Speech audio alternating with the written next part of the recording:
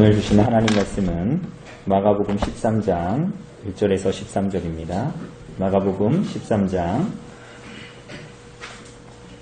1절에서 13절, 제가 가진 성경으로 신약성경 77쪽에 있습니다. 마가복음 13장 1절에서 13절입니다. 제가 봉독해 드리도록 하겠습니다. 예수께서 성전에서 나가실 때에 제자 중 하나가 이르되 선생님이여 보소서 이 돌들이 어떠하며 이 건물들이 어떠하니까? 예수께서 이르시되 내가 이 큰 건물들을 보느냐? 돌 하나도 돌 위에 남지 않고 다 무너뜨려지리라 하시니라. 예수께서 감람산에서 성전을 마주 대하여 앉으셨을 때에 베드로와 야고보와 요한과 안드레가 조용히 묻되 우리에게 이르소서 어느 때에 이런 일이 있겠사오며 이 모든 일이 이루어지려 할 때에 무슨 징조가 있사오리까? 예수께서 이르시되 너희가 사람의 미혹을 받지 않도록 주의하라. 많은 사람이 내 이름으로 와서 이르되 내가 그라 하여 많은 사람을 미혹하리라. 난리와 난리의 소문을 들을 때에 두려워하지 말라. 이런 일이 있어야 하되 아직 끝은 아니니라. 민족이 민족을, 나라가 나라를 대적하여 일어나겠고 곳곳에 지진이 있으며 기근이 있으리니 이는 재난의 시작이니라. 너희는 스스로 조심하라. 사람들이 너희를 공회에 넘겨주겠고 너희를 회당에서 매질하겠으며 나로 말미암아 너희가 권력자들과 임금들 앞에 서리니 이는 그들에게 증거가 되려 함이라. 또 복음이 먼저 만국에 전파되어야 할 것이니라. 사람들이 너희를 끌어다가 넘겨줄 때에 무슨 말을 할까 미리 염려하지 말고 무엇이든지 그때에 너희에게 주시는 그 말을 하라. 말하는 이는 너희가 아니요 성령이시니라. 형제가 형제를, 아버지가 자식을 죽는 데에 내주며 자식들이 부모를 대적하여 죽게 하리라. 또 너희가 내 이름으로 말미암아 모든 사람에게 미움을 받을 것이나 끝까지 견디는 자는 구원을 받으리라. 아멘. 오늘 사랑하는 여러분, 오늘 본문은 예수님께서 예루살렘 성전이 멸망할 것을 말씀하시면서 그때까지, 성전이 멸망할 때까지, 우리가 이따가 보겠지만 성전이 실제로 AD 70년에 로마 장군 티투스에 의해서 이렇게 이 성전이 멸망당하는데 그때까지 무슨 일이 일어날 것이고, 그리고 그때까지 제자들이 겪어야 할 일이 무엇인가, 이렇게 주님께서 우리들에게 말씀하십니다. 우리가 알다시피 마가는 예수님께서 이 예루살렘으로 올라가시는 그 여정을 통해서, 그 여정이 그냥 여행이 아니라 예수님께서 구속의 사역을 성취하기 위해서 십자가에 달리시기 위한 고난의 여정임을 계속적으로 말했고, 그리고 그를 따르는 모든 제자들이 그냥 예수님을 따라서 여행을 하는 것이 아니라 그렇게 예수님을 따라가는 그 여정이 그리스도의 십자가, 그리스도께서 주시는 십자가를 지고 그 주님의 뒤를 짚는 길이다. 그게 바로 제자도다 라는 것을 계속적으로 밝혔습니다. 예수님은 우리가 알다시피 11장에서, 앞선 11장에서 예루살렘 성전에 입성하셨죠. 그죠? 그리고 알다시피 성전 청결 사건이라고 얘기하는 그 사건이 일어났고, 종교 지도자들과 여러 가지로 논쟁을 하셨고, 그 대화를 통해서 예수님이 누구시고 무슨 일을 하실 것이고, 그리고 예수께서 하시는 이 일의 결국이 무엇인가 하는 것들을 다 보이셨습니다. 그죠? 오늘 예수님은 이제 성전에서 나가시는 장면을 오늘 본문은 기록하고 있지요. 그러니까 11장에서는 예수님께서 예루살렘 성전으로 입성하셨고, 이 모든 일들이 있은 후에 오늘 본문은 예루살렘 성전을 나가십니다. 그리고 나중에 예수님께서 다시 이 예루살렘으로 들어오실 때는 스스로 들어오시는 것이 아니라 강제로 사람들에게 붙들려 십자가에서 고난 보시기 위해서 이 예루살렘 성전으로 입성하시게 될 것입니다. 여러분, 예수님이 십자가에 달리시는 것, 그리고 예수님이 이후에 성전으로 다시 입성하실 때는 사람들에게 붙들려 십자가의 고난을 보시기 위해서 이 성전으로 들어오시는 이 일은 겉으로 보기에는 실패 같아 보였지만 사실은 그렇지가 않은 것이지요. 예수 그리스도께서 말씀하신 가르침과 모든 이적들의 위대함과는 전혀 상반되는 일들이 예수님의 앞으로의 그 이제 여정에 펼쳐지게 되는데, 마치 우리가 그것을 보면, 그리고 유대인들이 보기에는 우리가 기대했던 메시아가 아니다.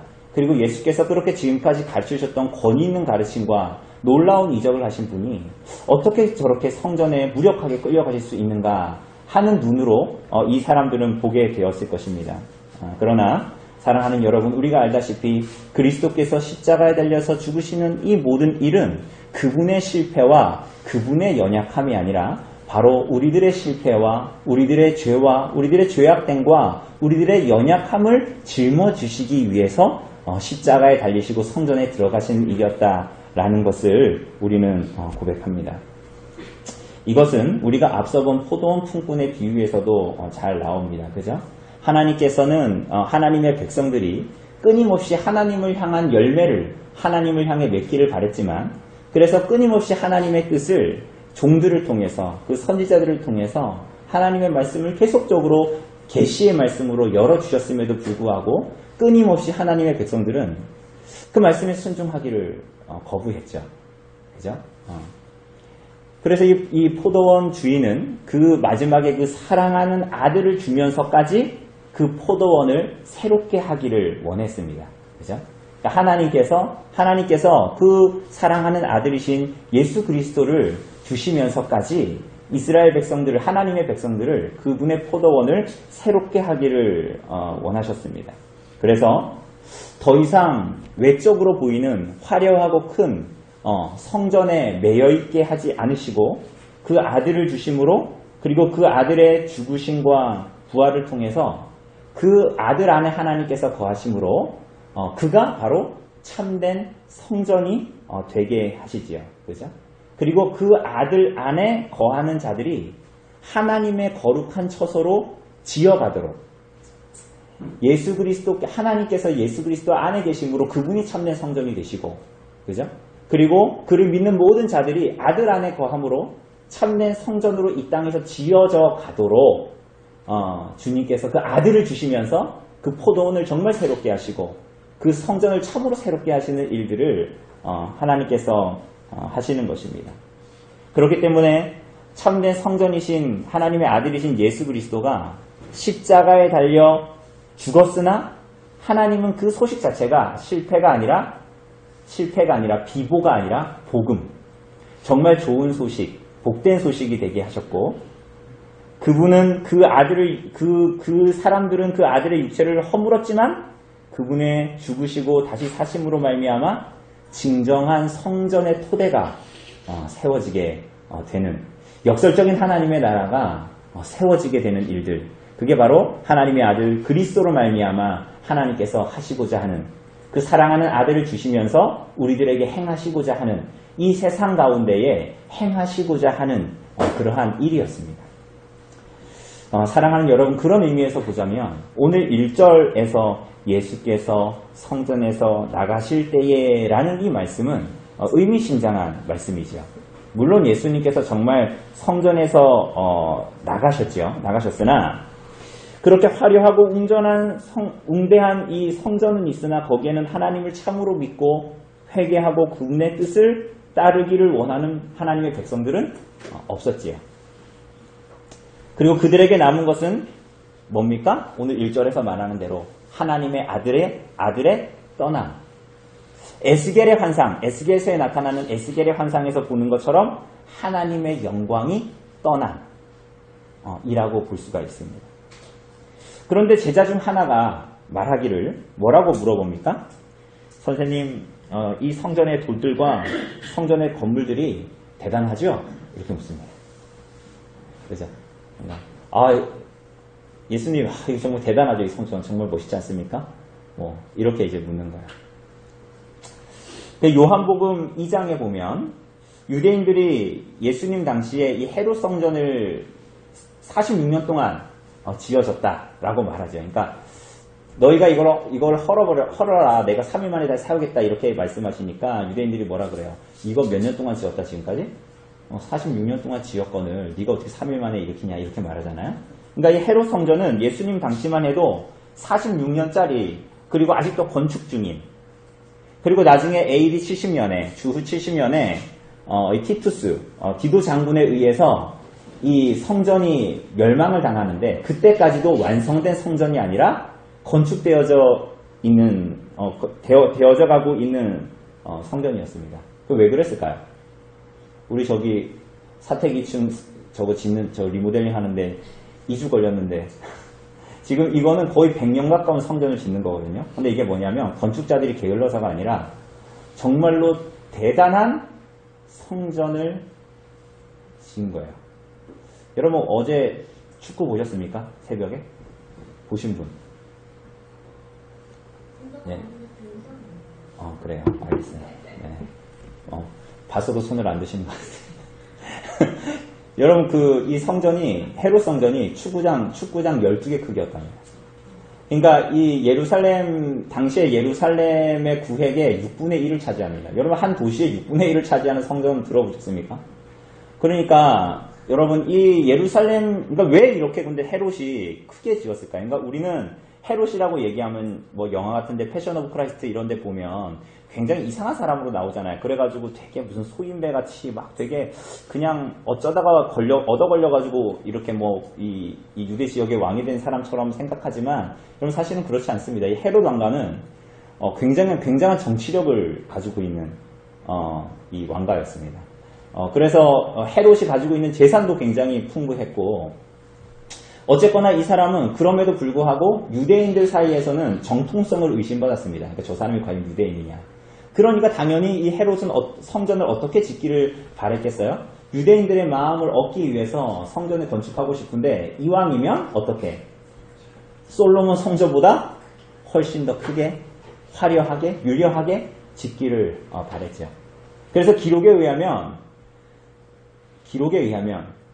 수십 킬로가 아니라 수백 킬로 밖에서도 성전이 보였다고 합니다. 기록에 의하면. 우리나라는 미세먼지 때문에 안 보일 것 같은데.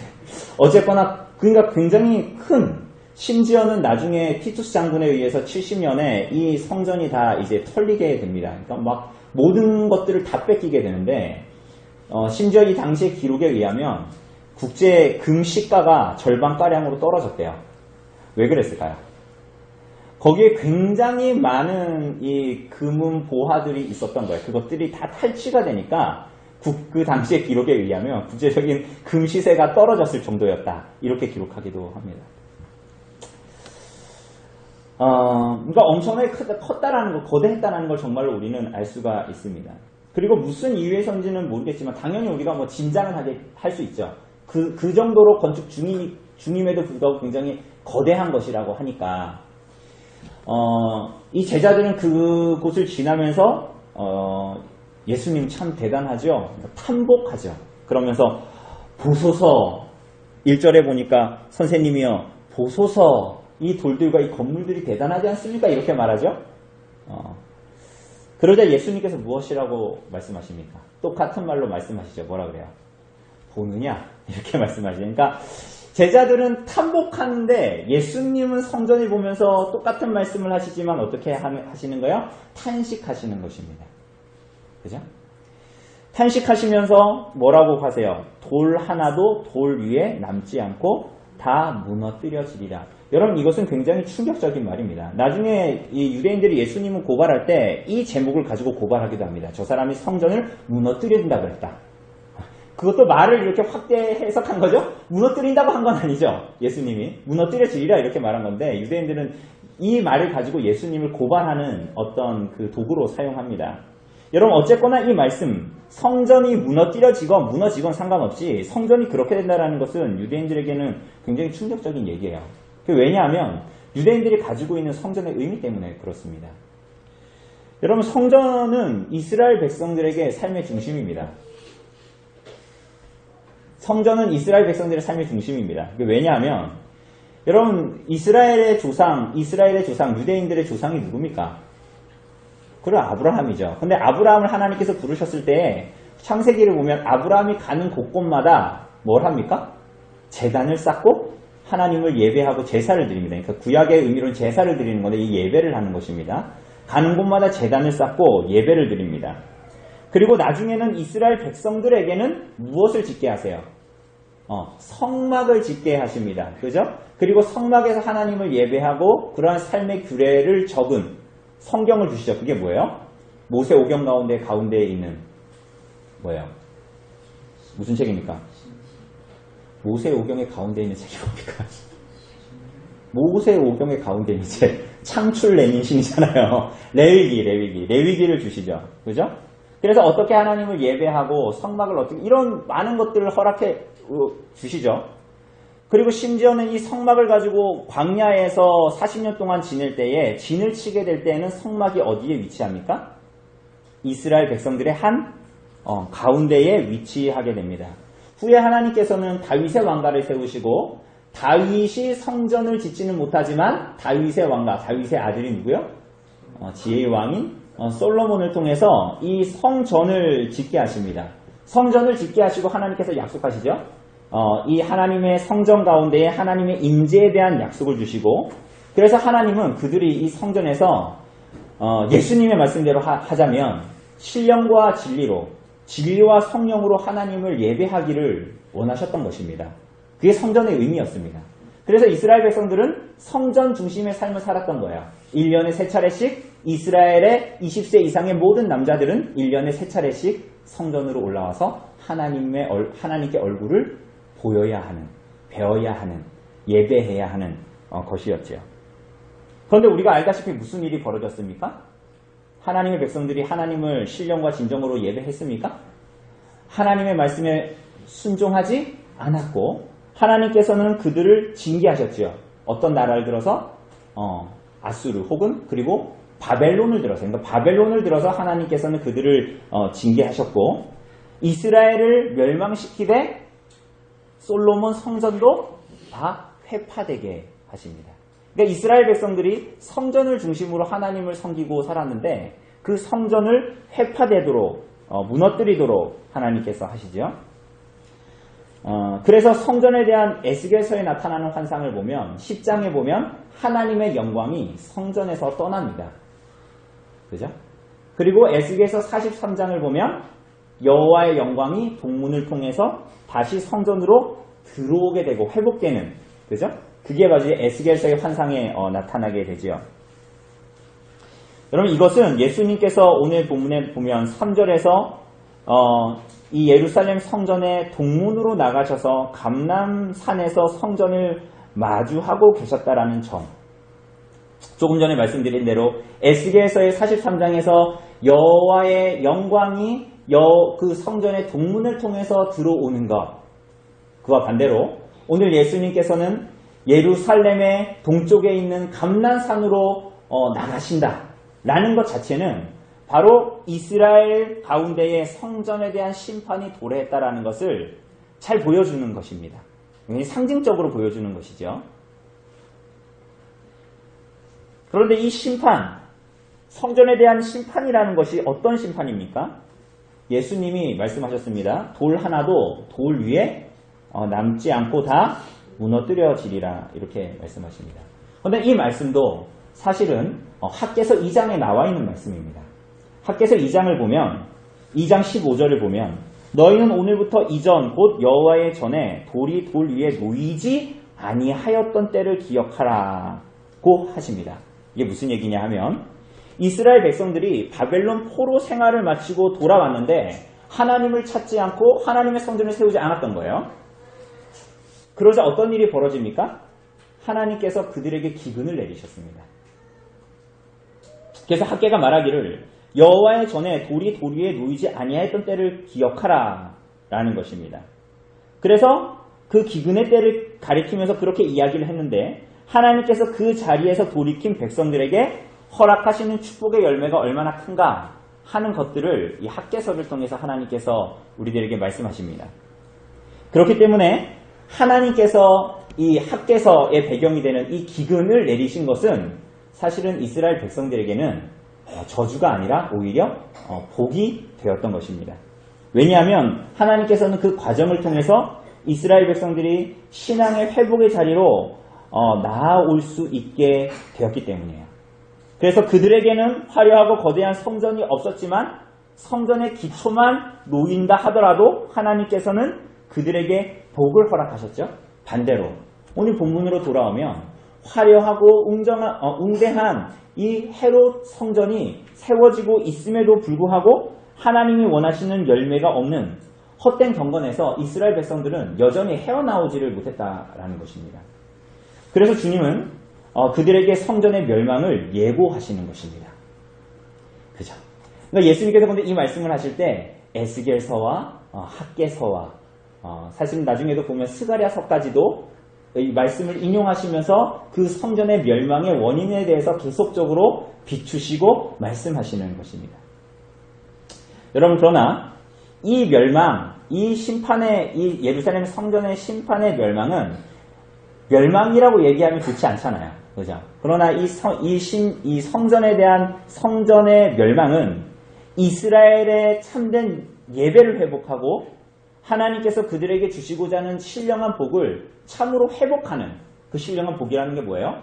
우리가 보면 참된 성전이신 그리스도로 말미암는 그리스도께서 주시는 믿음과 생명에 이르는 회개를 정말 그들에게 허락하시고자 하는 그 복을 허락할 것이고, 그래서 그들이 참으로 원했던 하나님의 임재가 있는 하나님의 성전으로 지어져 가도록 하시기 위함이다.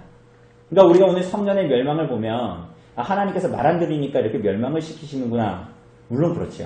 그러나 그 궁극적인 의미들은 하나님께서 결국은 자기 아들을 주시면서 이것들을 회복시키기 위한 그 경로다라는 것을 우리는 기억해야 합니다. 사랑하는 여러분, 예수님의 이 말씀은 사실 제자들에게도 상상하지 못할 일입니다. 이 성전이 멸망한다니, 이 웅장한 성전이 멸망한다니. 그래서 제자들 중에 몇몇이 예수님께 묻습니다. 여기에 보면 베드로와 야고보와 누굽니까? 요한과 누가 나와요? 안드레가 와서 조용히 묻죠. 뭘 물어요? 성전이 멸망당하는 일이 언제 있고, 그리고 그 일 전에 어떤 징조가 있을까요? 라고 묻습니다. 그리고 이제 예수님께서 이후에 대한 내용들은 우리가 교회를 좀 다니신 분들은 많이 들어보셨을 것입니다. 그죠? 이 질문에 대한 예수님의 답변 때문에 사람들은 이 내용 자체가 묵시, 말세에 일어날 어떤 일들에 대한 예수님의 말씀이다라고 주장합니다. 물론 그렇습니다. 그러나 우리가 오늘 보겠지만 이 일들은 1차적으로 예루살렘 성전 멸망까지, 그러니까 예수님께서 십자가에 달려 죽으시고 예수님께 AD 70년에 성전이 멸망하기 전까지의 일어날 일들에 대한 기록입니다. 그러니까 예언입니다. 예언. 뭐라고요? 그러니까 1차적으로 이 일들은 성전이 멸망하기까지 일어날 일들이에요. 그러나 예수님의 이 예언은 예수님 당시와 1차적으로는 그렇지만 뿐만이 아니라 전 시대에 걸쳐 일어날 일들에 대한 예수님의 예언입니다. 이 예수님의 예언은 AD 70년까지 일어날 일들, 그리고 예수님의 제자들이, 교회가 이 기간 가운데에 어떻게 하나님 앞에 살아가야 하는가를 보여주는 동시에 AD 70년 이후에도 예수 그리스도의 재림과 참된 성전의 오심을 기대하고 있는 모든 성도가, 모든 교회가 어떻게 살아야 하는가를 말해줍니다.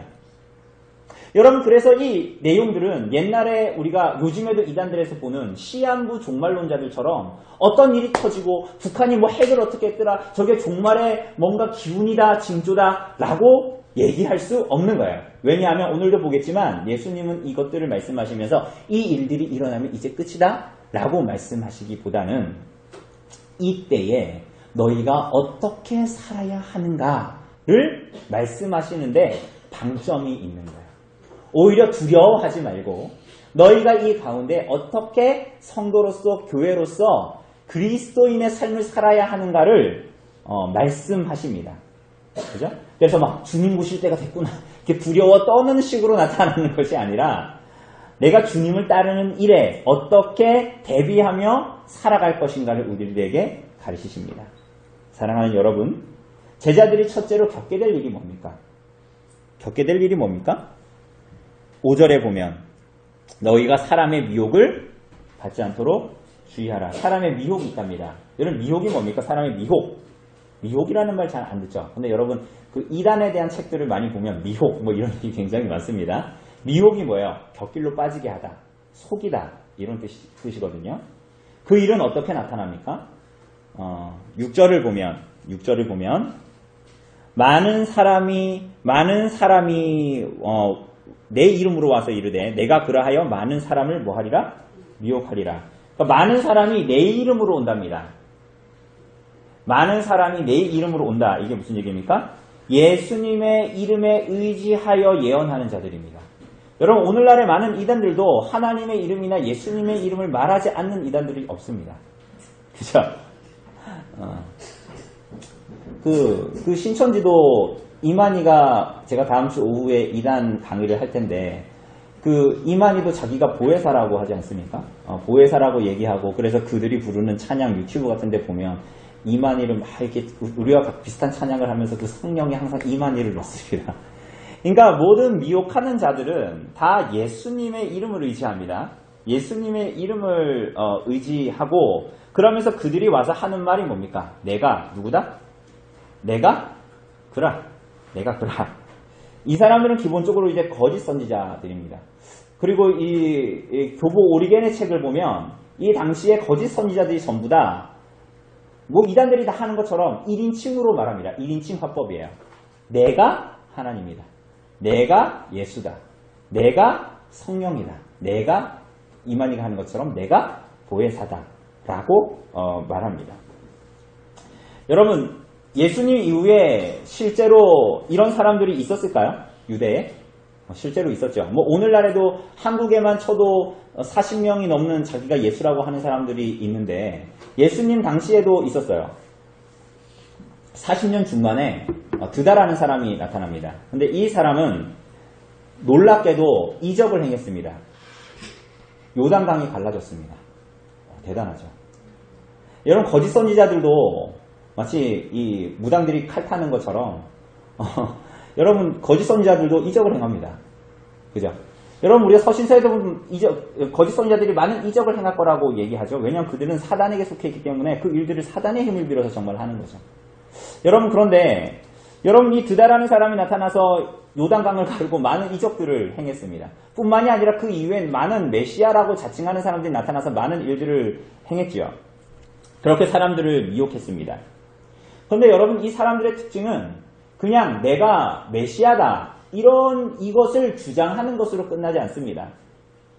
이들이 보이는 특징은 어떤 이적만이 아니라 그들의 가르침으로 할 수만 있다면 사람들을 미혹하는 일입니다. 그러니까 내가 메시아다라는 것도 결국은 성경의 가르침을 왜곡시키는 것이지만 그들이 그렇게 주장하면서 거짓된 가르침을 사람들에게 준다라는 거예요.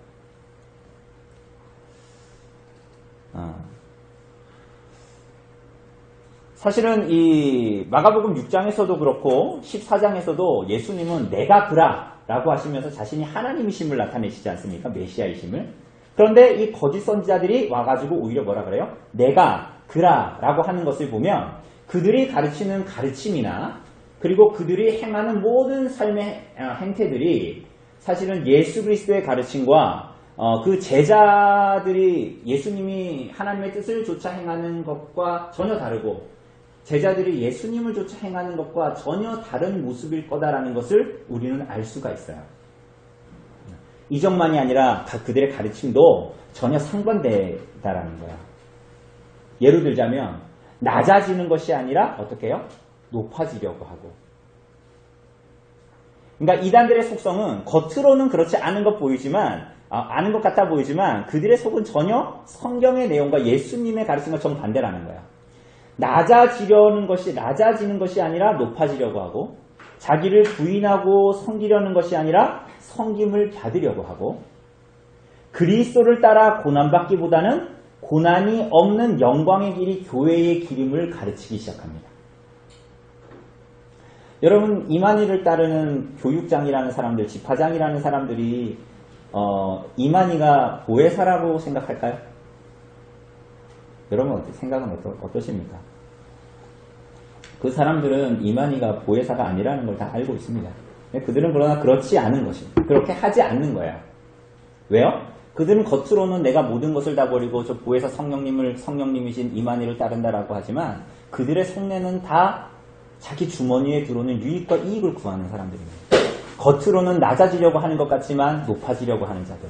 자기를 부인하는 식으로 삶을 살아가는 것 같지만 자기가 부인되지 않는 자들, 고난에 참여하라고 주님께서는 말씀하셨지만 전혀 고난에 참여하지 않고 경건을 이 생의 유익으로 삼으려는 자들입니다.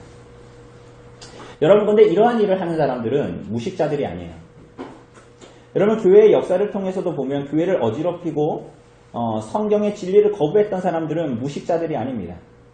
여러분, 우리가 유럽의 신학자들, 자유주의를 주창하고 예수님이 하나님의 아들이 아니다라고 얘기하고 성경이 하나님의 말씀이 아니다라고 얘기하는 사람들은 무식자들이 아닙니다. 너무나 똑똑하여 그것을 어찌할 바 모르는 사람들이죠.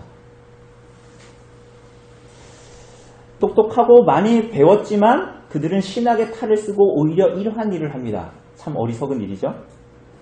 교회 안에서 아닌 듯 하면서 복음의 가르침과는 전혀 다른 이야기를 합니다. 결국은 그리스도 없는 교회를 만들고 그리스도가 없는 성경을 만들어내고 자기 지식으로 재단하여 자신의 생각에 받아들일 만한 것들만을 말합니다. 그래서 많은 어떤 신학자들은 성경에 나오는 예수님의 모든 이적들은 다 제하여 버립니다. 그건 신화일 뿐이라. 여러분, 그렇습니까? 여러분, 결국 그러한 이유는 어떻게 하죠? 교회를 심각하게 망가뜨리는 원인이 됩니다. 그래서 이후에는 교회를 그게 망가뜨리는 것 같지 않지만 실제적으로 다 망가뜨리는 거예요. 어떻게? 결국에는 교회에 세례를 주고 그래서 그를 교회의 참된 회원으로 받아들이는 것 또한 어떻게 하는 거예요? 더 이상 믿음과는 참된 믿음과 회개하는 상관이 없는 식으로 이 일들을 하게 됩니다. 교회에 어느 정도 출석만 하면 몇 개월 예배당에 몸만 가지고 오면 교회의 회원으로 득하는 일들이 벌어지게 됩니다. 그리스도를 믿는 믿음과 생명에 이르는 회개가 그에게 정말 있는지 교회는 더 이상 확인하려고 하지 않고 받아들이게 되고 그 결국은 어떻게 돼요? 교회의 본질이 흐려지게 되는 거예요. 믿음을 가볍게 여기고 하찮은 것으로 취급하게 돼요. 그래서 교회에는 교회의 회원들은 있는데 참된 성도들은 더 이상 존재하지 않게 됩니다. 하나님께서 말씀하신 구원 얻는 믿음과 회개에 대해서 진지한 물음과 궁금함과 의문이 없죠. 이런 결론을 가지고 온다는 거예요. 여러분, 그러한 면에서 보면 우리가 이전에 봤던 예수님과 논쟁했던 종교 지도자들의 결과와 다를 바가 없는 거예요. 그러니까 이들을 만들어내는 결과는 종교 미혹하는 자들이 만들어내는 결과는 종교 지도자들이 만들어내는 결과와 전혀 다를 바가 없는 거야. 화려한 성전을 가지고 있고 대단한 전통을 가지고 있지만 그들은 결국은 사람을 멸망하는 방식으로 가게 되고 그래서 하나님 안에서의 믿음과 회개는 더 이상 필요 없고 적당한 정도의 종교성만 있으면 가능해지는 교회가 참으로 타락하게 되는 일들이 벌어지게 되는 거야. 오늘 사랑하는 여러분, 주님께서 오늘 제자들에게 성전 멸망 이전에 있어야 될 일들이라고 예고하신 이 말씀은 참된 성전의 완성을 바라보며 오늘 이 땅을 살아가는 여러분과 저에게도 너무나 여전히 필요한 말씀입니다. 주님께서 우리들에게 그렇게 미혹하는 자들이 이 세상에서 미혹하는 자들의 가르침이 난무하는 이 세상에 있으니 깨어있으라, 주의하라 라고 우리들에게 말씀하십니다. 여러분과 제가 사는 이 오늘 대한민국 그리고 2019년 6월 벌써 6월 중순을 넘어가고 있는데 여러분 오늘 이 시대가 교회의 좋은 시대입니까? 여러분 어떻게 생각하십니까? 오늘날 이 시대가 이 교회가 하나님 안에서 참 좋은 시절입니까? 여러분 어떻습니까? 여러분 그렇지가 않습니다. 세상에 대한 모든 기대를 버리셔야 합니다. 어떤 면에서 그렇습니까? 여러분 교회가 조금만 더 힘을 내면 이 세상의 대부분의 사람들이 회심할까요? 여러분 어떻게 생각하세요? 여러분 지금 온라인에 조금만 들어가도 온라인까지 아니 그냥 핸드폰으로만 봐도 기독교 서적을 얼마든지 구매할 수 있는 시대죠. 복음을 교회 와서 듣지 않아도 물론 뭐 동사무소 가서 간다고 해서 누가 설교해 주진 않겠지만 어디를 전도지만 봐도 이단이 아닌 이상 복음을 받아들일 수 있는 시절이죠. 여러분 그러나 그렇다고 해서 여러분 오늘 이 시대가 하나님의 말씀 앞에 사람들이 회심하는 시대입니까? 그런 일은 있을까요? 다르게 얘기해 볼까요? 하나님을 아는 지식이 여러분 이 세상에 충만하게 될까요? 여러분 한때 교회는 그런 시대를 꿈꾼 적이 있었습니다. 정말 세상의 거의 모든 사람들이 회심하고 하나님을 아는 지식이 충만해서 마치 이 세상에 유토피아가 건설될 것처럼 기대했던 교회의 시대들이 있었습니다. 그리고 그 이후에 벌어진 일들이 1차 대전, 2차 대전들이었어요. 여러분 그러한 이유를 성경이 말합니까? 여러분 그렇지가 않아요. 그렇지 않다라는 것이 인류의 역사가 그리고 무엇보다도 교회의 역사가 증거합니다. 여러분 세상 사람들이 말하는 것처럼 어떤 적당한 수준의 교육과 수단을 통하면 사람들이 거룩해질까요? 사람들이 경건해질까요? 여러분 때로는 성도들마저도 이런 식의 생각을 합니다. 여러분 이거 어리석은 것입니다. 자기 자신의 존재 자체도 파악하지 못하고 있는 자죠. 여러분 오늘 우리들이 사는 시대가 좋은 시대입니까? 여러분 어떤 면에서 그러고 보면 우리는 지금 잠을 자고 있는 걸 수도 있어요. 여러분 오늘날도 적그리스도가 나타나는 시대입니다. 적그리스도의 가르침이 나타나는 시대예요. 모든 이들이 다 구원받을 수 있는 세상이 아닙니다. 여러분 지금 이 세상이 모든 사람들이 다 구원받는 세상이던가요? 여러분 택자들만 구원받는 시대입니다.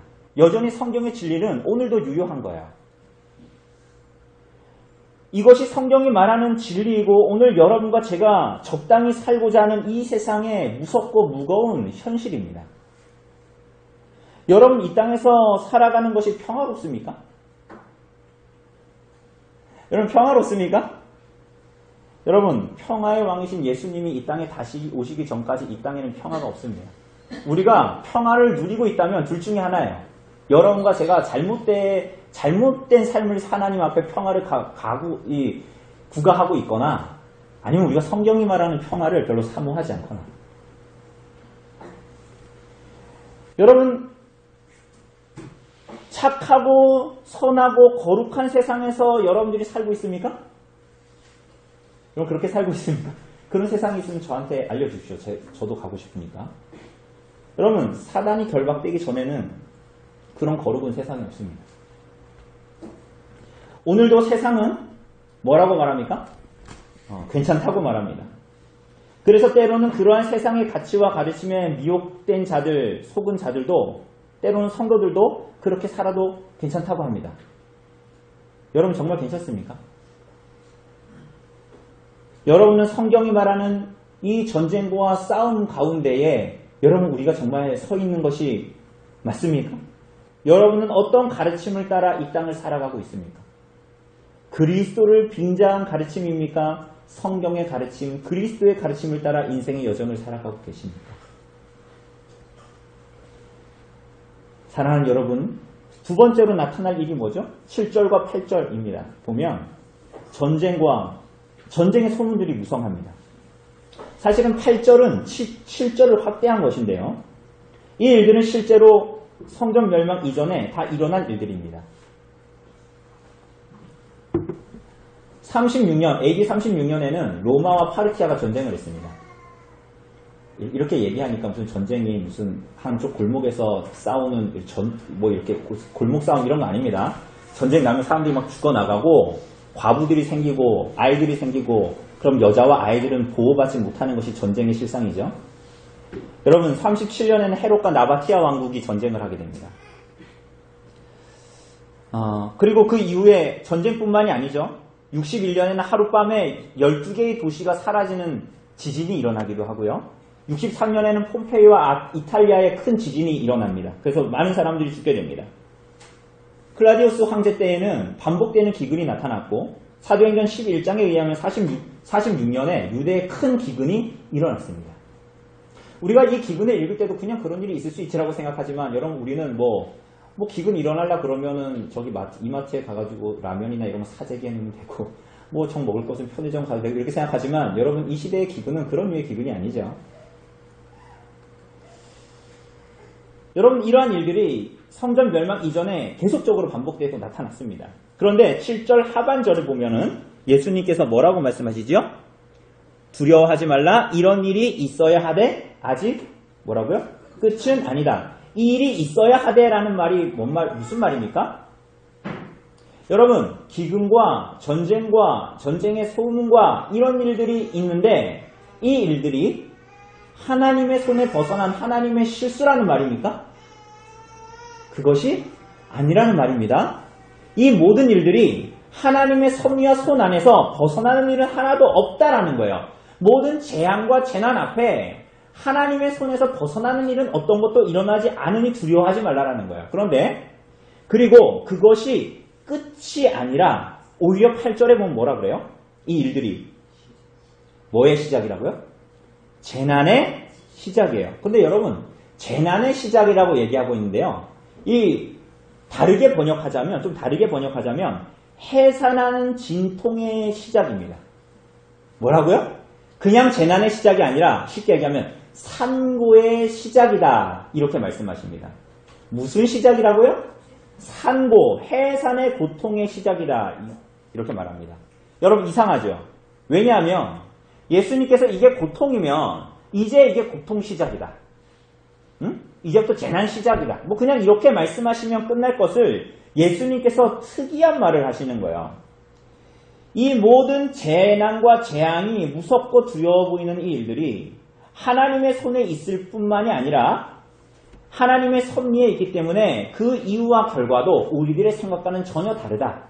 그것은 그냥 고통이 아니라 상고의 시작이다. 이렇게 말합니다. 여러분 상고는 뭔가 상고. 여러분 사람이 아플 수 있죠? 그죠? 아플 수 있어요. 일반적으로. 병 때문에 아플 수 있죠. 그죠? 그리고 세균에 의해서 뭐 병에 걸려서 막 아플 수 있죠. 그리고 나중에 그 병 때문에 사람이 그 결과가 죽을 수도 있죠. 아프다가 죽을 수도 있죠. 고통하다 죽을 수도 있죠. 그런데 상고는 뭐예요? 상고는 그 이유 자체가 무엇을 위한 상고예요? 생명을 해산하기 위한 것이죠. 그래서 그 결과도 뭐예요?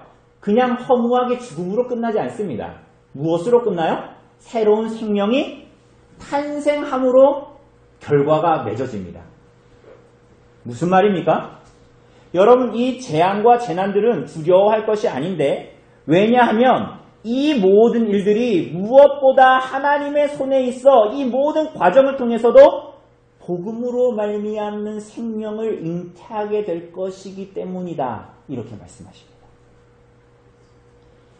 이러한 재앙들이 있을지라도 하나님의 나라를 맡거나 하나님의 뜻이 이루어지는 것을 지연시키지 못하고 이러한 교회의 시련과 고통, 때로는 성도의 삶에 나타나는 우리가 시편 44편 지난주 목요일에 본 것처럼 성도의 삶에 나타나는 시련과 고통, 그죠?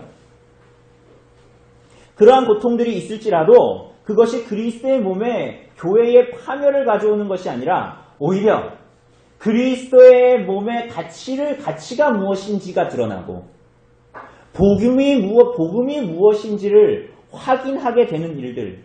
그래서 오히려 그 모든 일들 가운데에서 그리스도의 복음으로 말미암는 생명이 잉태될 거라고 말하고 있는 거예요. 사랑하는 여러분, 그렇기 때문에 여러분과 제가 때로는 그렇게 두려워 떠는 고난, 고통, 때로는 하나님의 말씀을 따라 살아가는 것 때문에 그게 너무나 수고롭고 대가를 지불해야 하기 때문에 두려워하는 그 고통 피하지 말라는 거예요. 주님께서 그렇게 말씀하시는 거예요. 여러분 우리가 예배 때 십계명을 읽을 때마다 때로는 그게 별 의미가 없는 것처럼 다가오고 졸린 이유가 뭡니까? 그 계명에 따라서 별로 살고 싶지 않기 때문에 일주일 동안 그 계명과 전혀 상관없는 삶을 살았기 때문에 그 계명을 읽으면 전혀 그 의미가 와닿지가 않는 거예요. 그런데 주님께서는 뭐라고 말씀하십니까? 하나님의 뜻대로 이 세상 가운데 살아갔을 때에 하나님께 그리스도로 말미암는 모든 고난과 박해가 주어질 것인데 그것을 특별하게 다루지 말라는 거예요. 그것을 받아들이라는 거예요. 그런데 오히려 그 길을 통해서 그게 죽는 것이 아니라 그것은 재난이 아니라 상고일 뿐이다. 오히려 그 상고를 겪어야만 하나님의 뜻이 이루어지고 생명이 태어나는 것과 같이 그러한 고난이, 그러한 고통이 성도들에게 주어지는 고통이다. 이 세상에서 교회와 제자들이 교회가 경험해야 하는 고난과 고통이다 라고 말씀하십니다. 그것이 때로는 시편 44편에서 말하는 것처럼 내가 하나님의 말씀을 따라 순종함에도 불구하고 내 삶에 일어나는 일들일지라도 그것은 하나님의 손에서 벗어나지 아니하고 하나님의 섭리 안에 있고 그리고 그 모든 것 가운데 인내해야 하는 이유는 그것이 재난과 고통으로 끝나는 것이 아니라 해산하는 상고이기 때문이다라고 말하는 거예요. 여러분, 이 마가복음을 받고 있던 로마의 교회는 어땠습니까? 여러분, 이 당시에 수많은 성도들은 이 예수님의 오늘 본문을 받고 있던 이 로마의 교회의 성도들은 네로의 치하 아래서 박해와 핍박을 받고 있었던 사람들입니다. 여러분, 그들은 그리스도를 믿는 믿음 때문에 죽음에 처해졌습니다. 뿐만이 아니라 그들은 동일한 믿음을 가진 성도들을 고발하도록 그들에게 끊임없는 고문이 주어졌습니다. 그런데 그들에게 주님께서 무엇이라고 말씀하십니까? 그리스도의 고난에 동참하라고 말씀하십니다. 이 일은 그저 죽고 끝나는 일이 아니라고 우리들에게 격려하시고 말씀하시는 것입니다. 세상 사람들이 그리스도를 십자가에 못 박고 그분의 육체를 다 허물어뜨려서 사탄이 승리한 것 같았지만 그리스도의 죽으심이 참된 성전의 기초가 된 것처럼 그리스도의 몸에 참여한 성도들이여 그리스도의 말씀을 따르기를 두려워하지 말고 하나님께서 거하시는 거룩한 처소로 지어져 가라. 그것이 성도의 삶이다. 라고 주님께서 오늘 우리들에게 말씀하시는 것입니다. 여러분, 그렇다면 어떻게 살게 됩니까? 구절을 보면 뭐라 그러시죠? 너희는 스스로 조심하라. 조금 다르게 번역하면 너희는 각자 마음속에 분명히 알고 있어야 한다. 분명히 알고 있어야 한다. 이게 무엇을요? 이제부터 일어나는 모든 일들, 성도와 교회와 그리스도인들이 이 땅을 살아가면서 경험하는 모든 일들이 역경과 박해가 특수한 일이 아니다라는 거야.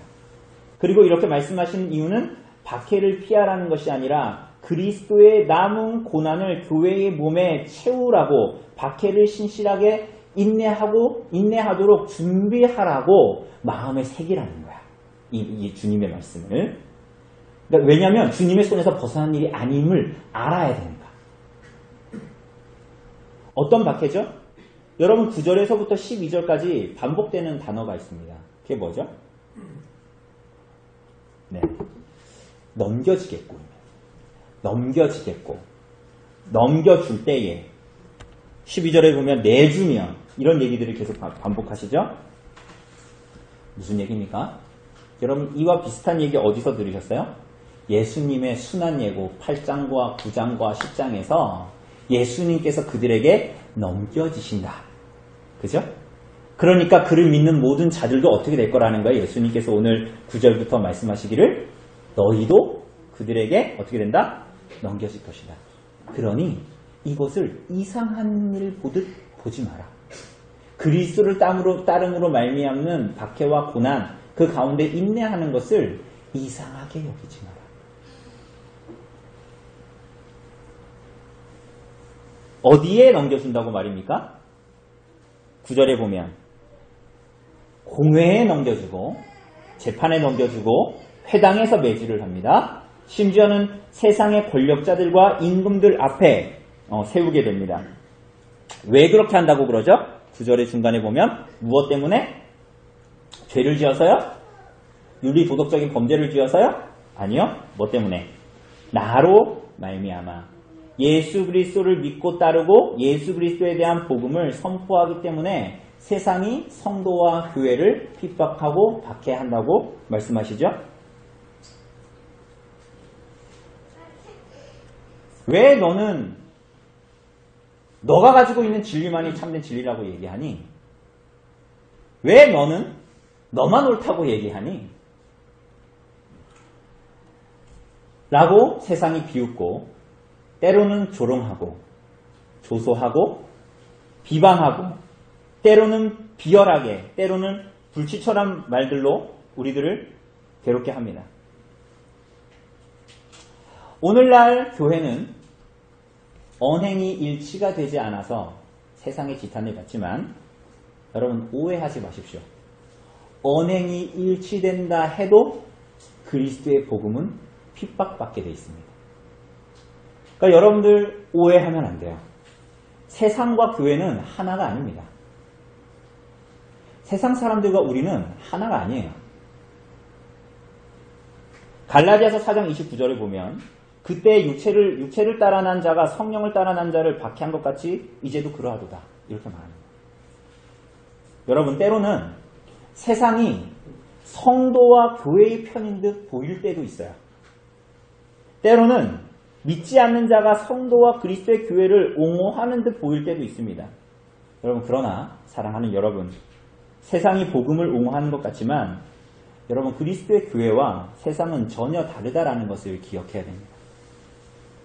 여러분 그러한 세상의 가르침과 친구됨에 미혹되어서는 안 되는 거야. 그리스도의 영을 받지 아니하면 누구도 그리스도의 몸에 참여치 못합니다. 그리스도의 영을 받지 않은 자들, 그리스도의 영으로 말미암아 믿고 회개하는 자가 아니면 누구도 교회에 속할 수가 없는 거야. 이것은 교회 회원이 되고 안 되고의 문제가 아니죠.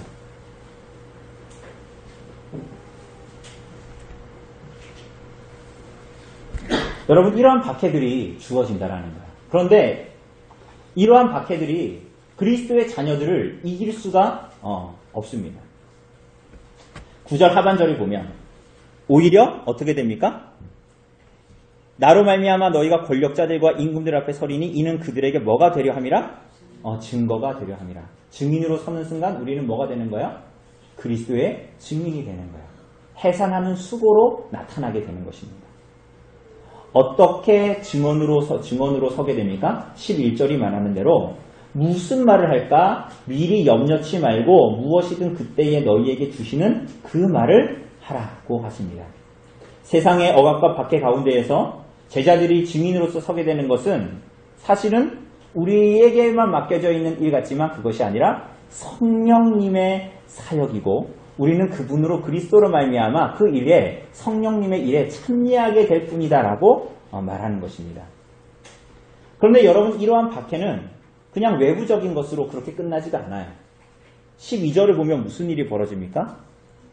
형제가 형제를 아버지가 자식을 죽는데 내주며 자식들이 부모를 대적하여 죽게 하리라. 내부에서부터 나오는 핍박들도 있습니다. 사실은 여러분 이 말씀은 미가서 7장 6절의 말씀입니다. 미가서 7장 6절의 말씀을 보면 이스라엘 백성들을 향한 하나님의 심판이 임할 때에 일어나는 일이 이러한 일들이다라고 말씀하십니다. 형제가 형제를 아버지가 자식을 죽는데 내주고 자식들이 부모를 대적합니다. 이게 무슨 관계를 말하죠? 우선은 첫째로는 이 땅의 혈육의 관계를 말하는 것일 것입니다. 그죠? 그런데 그것뿐만이 아니라 위선자들이 속해 있는 교회에서도 이러한 일들이 일어날 거다라고 말씀하십니다. 이게 무슨 얘기입니까? 그러니까 예수님께서 가론 유다에게 배반당하신 일만 우리가 기억을 해도 이것들을 잘 이해할 수가 있습니다. 그러나 사랑하는 여러분, 예수님이 유다에게 당한 이 배반이 그리스도의 구속사역의 실패로 결론 지어진 것이 아닌 것과 같이 이 땅에서의 성도와 교회가 받는 모든 박해와 고난도 동일한 결과를 낳을 것이다 라고 주님께서 오히려 말씀하십니다. 그리스도의 복음을 드러내게 하십니다. 그리고 우리가 아니라 그리스도의 영이신 성령께서 그러한 일을 하시지요. 그죠? 그래서 여러분 9절에서 12절이 박해의 기록을 하는데 그 가운데 어색하게 들어가 있는 한 절이 있습니다. 그게 뭡니까? 10절이 굉장히 어색하지 않습니까? 왜냐하면 이게 그들에게 증거가 되려 함이라 사람들이 너희를 끌어다가 넘겨줄 때 이렇게 가야 이게 매끄러운 문장인데 이게 이제 마가가 주로 강조할 때 우리가 전에도 봤듯이 마가가 주로 사용하는 이 샌드위치 기법이라는 겁니다. 그래서 이게 박해와 박해 사이에 이 가운데에 무엇을 드러내고자 할 때 그 중심에 어떤 사건을 이렇게 넣지 않았습니까? 근데 오늘의 이 구조도 마치 그와 같습니다. 박해의 내용들을 얘기하는데 그 중심에 무엇이 있냐라고 얘기할 때 오늘 10절이 말하는 것처럼 복음이 먼저 만국에 전파되어야 할 것이다. 여기서 먼저라는 것은 시간을 의미하는 것이라기보다는 먼저, 시간적으로 먼저라는 것이라기보다는 이 모든 일들의 우선순위를 점하는 가치가 어디에 있을 것이다 라는 것을 말씀하시는 것입니다. 그렇기 때문에 이 제자들이 교회가 이 땅에서 당하는 모든 고난은 이제 예수님께서 재림하시려나 보다. 이제 마지막 때의 징조가 아니라 오히려 그리스도의 복음이 진정으로 전파되고 수행되고 있다라는 신호라는 거예요. 성도와 교회의 고난은 그리스도께서 하나님을 거부하는 이 땅에서 고난당하신 것과 같이 당연한 것인데 이 모든 일들은 오히려 성도와 교회가 하나님 앞에 살아있다는 증거이고 그 그리스도의 복음이 전파되고 있다는 증거를 보이는 것이다 라고 주님께서 말씀하십니다.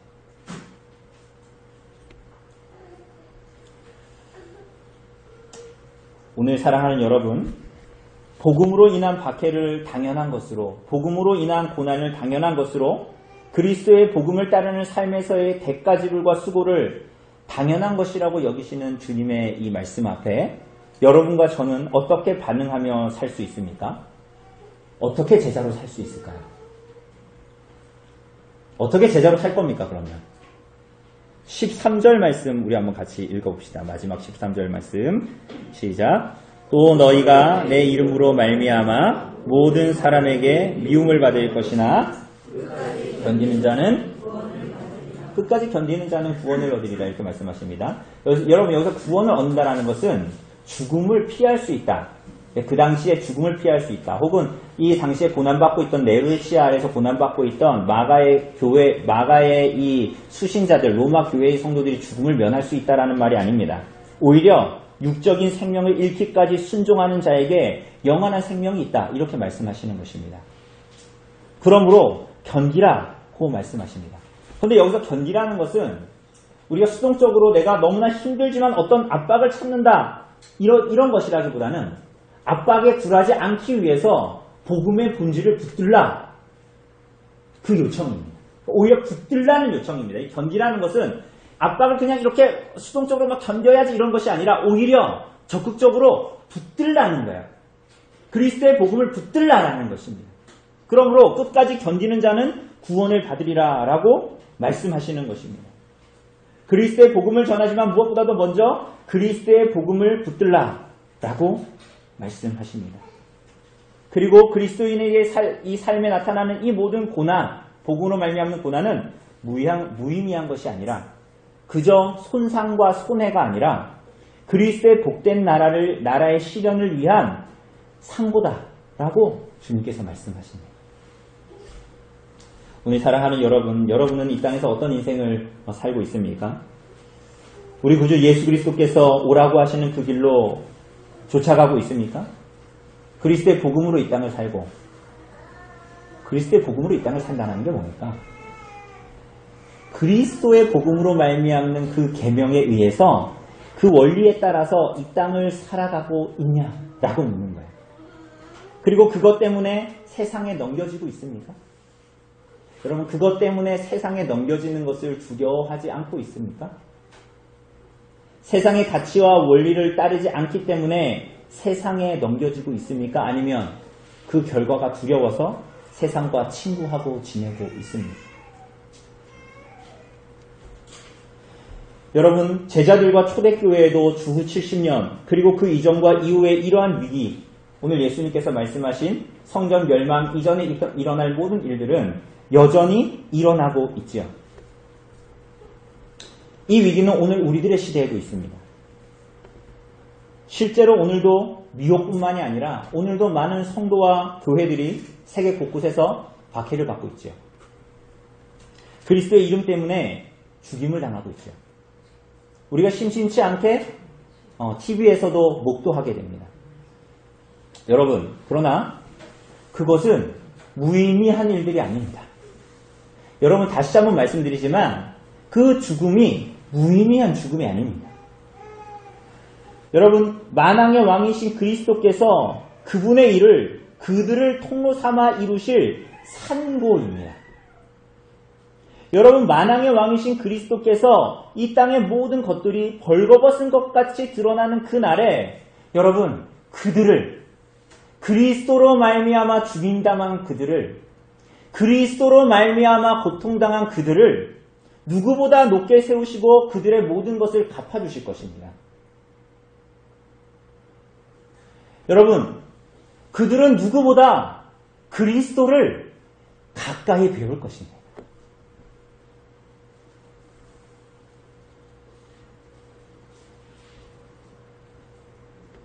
여러분, 그들은 누구보다 그분으로 만족할 거예요. 누구보다 그분을 영원한 기쁨과 그분 안에서 영원한 기쁨과 즐거움을 누리게 될 것입니다. 그리고 반대로 이 세상에서 그들을 비웃고 조롱하고 박해하고 고문하고 죽였던 모든 자들은 그들이 행했던 모든 죄악들이 숨김없이 온 세상 가운데 공포되고 영원한 심판의 자리로 들어가게 될 것이에요.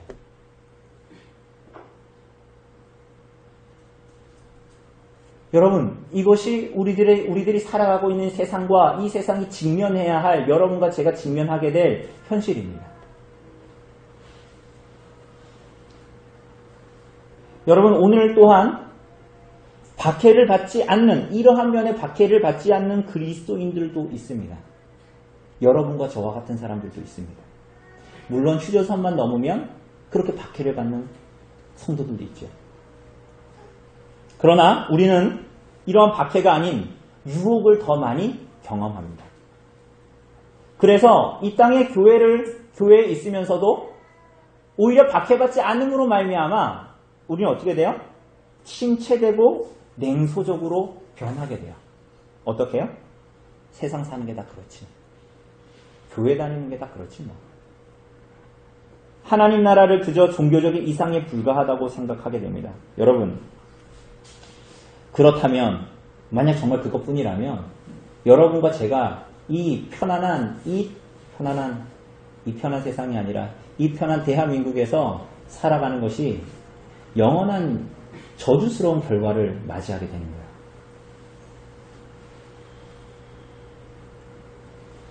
여러분, 우리들의 삶을 해산하는 진통의 시작으로 받으라고 하십니다. 그리스도께서 말씀하신 십자가를 지는 때가 되었다라고 우리들에게도 말씀하십니다.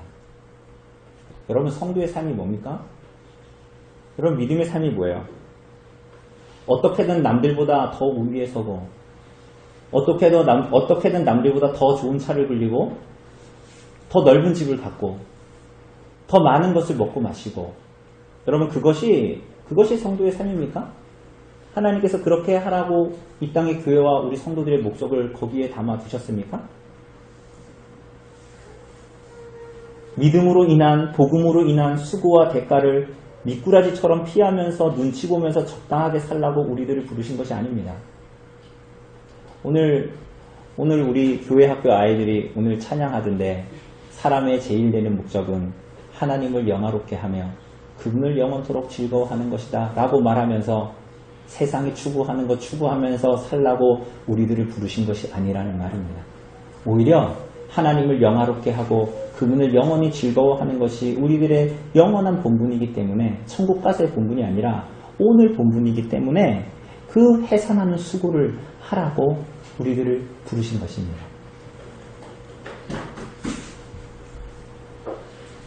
복음을 따르는 삶을 살되 그 수고를 마땅히 지불하고 그 소망의 이유를 붙들고 복음을 견지하도록 우리들을 부르셨습니다.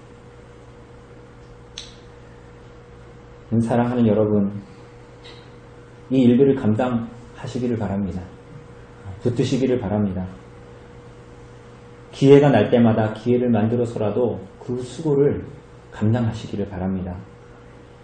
깨지지 않으려고 발버둥 치면 안 됩니다. 질그릇이 깨지지 않으면 그 안에 있는 보화가 흘러나올 수가 없는 거야. 향유 옥합을 깨뜨리지 않으면 그 향유를 예수님께 부어드릴 수가 없는 겁니다. 세상 사람들처럼 우리가 가진 것들을 보호하는 식으로 살려고 하지 마십시오.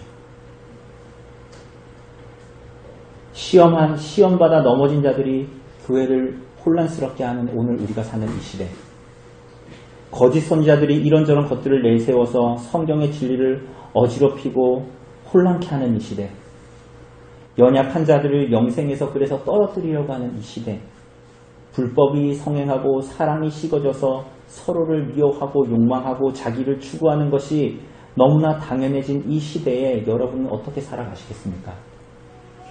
여러분, 그분의 이름으로 사람들에게 미움받기를 거절하지 마십시오. 그리스도의 이름으로 사람들에게 조롱받기를 거부하지 마십시오. 그리스도의 계명을 따라 사는 삶 때문에 어려움 당하기를 주저하지 마십시오. 그리스도의 교회에 그분의 남은 고난을 채우시기를 바랍니다. 그리스도께서 도살당할 양같이 여김을 받으셨지요? 그 길로 오라고 하십니다. 여러분과 저에게 주어진 이 짧은 인생 가운데 그리스도의 몸된 교회에 우리에게 주어진 분량만큼의 해산의 수고인 줄을 알고 우리들의 삶에 주어진 짐들을 마땅히 감당하고 그리고 그분을 무엇보다도 사랑하고 기뻐함으로 우리들의 삶을 하나님께서 감당하게 하시도록 세상이 알지도 못하고 세상이 사모하지도 못하는 이 성령의 은혜를 오늘 여러분과 저에게 허락해 주시기를 간절히 바랍니다. 우리 잠시 기도하도록 합시다.